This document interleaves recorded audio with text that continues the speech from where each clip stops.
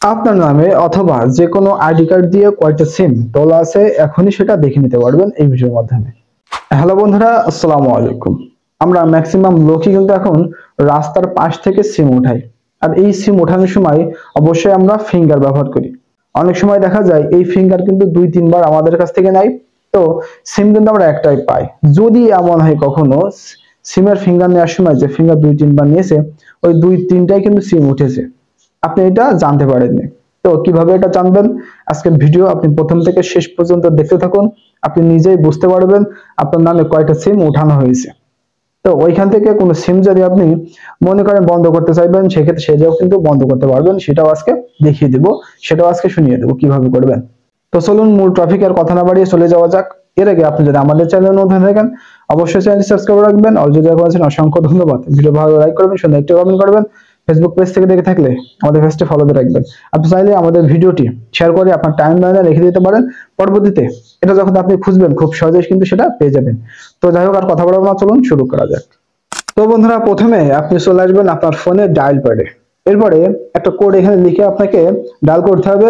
সাথে সাথেই কিন্তু আপনি আপনার আইডি কার্ড দিয়ে কয়টা সিম উঠানো আছে সেটা দেখতে পারবেন। তো এর জন্য আপনার আইডি কার্ড দিয়ে যে সিমটা ওঠানো হয় সেই সিমে কিন্তু একটা ডায়াল করতে হবে। অন্য সিমে আপনি যদি ডায়াল করেন সেক্ষেত্রে কিন্তু পাবেন না। তাই আপনার আইডি কার্ড দিয়ে যে সিমটি উঠানো সেই সিমে একটা ডায়াল করবেন। তাহলে পরবর্তীতে যে কয়টি সিম উঠানো আছে সব কয়টি নাম্বার কিন্তু এখানে দেখাবে। তো যাই হোক, আপনারা প্রথমত চলে আসবেন আপনাদের ফোনে ডায়াল প্যাডে। এরপর এখানে এসে লিখবেন *16001#, এটা লিখে আপনারা ডায়াল করে দেবেন। ওকে, ডায়াল করার পরে একটু অপেক্ষা করবেন। অপেক্ষা করার পরে আপনি এখন দেখতে পারবেন যে এই ইন্টারফেসটি আমার সামনে এসেছে। তো এখানে নিচের দিকে লক্ষ্য করলে দেখতে পাচ্ছেন এখানে কিন্তু একটা খালি ঘর আছে। এখানে আপনার আইডি কার্ডের লাস্ট যে 4টা ডিজিট আছে সেই 4টে ডিজিট আপনি দিয়ে দিবেন। আমি জাস্ট আপনাকে দেখাচ্ছি কিভাবে দিবেন। এইভাবে 4টে ডিজিট আপনি আপনার আইডি কার্ডের যে ডিজিট আছে লাস্ট 4টি, সেই 4টি ডিজিট আপনি এখানে দিয়ে দিবেন। দিয়ে দেওয়ার পরে নিচে যে সেন্ড বাটন আছে এই সেন্ড বাটনে ক্লিক করবেন। ক্লিক করে আপনি একটু অপেক্ষা করবেন, আপনাকে মেসেজের মাধ্যমে এটা জানিয়ে দেওয়া হবে।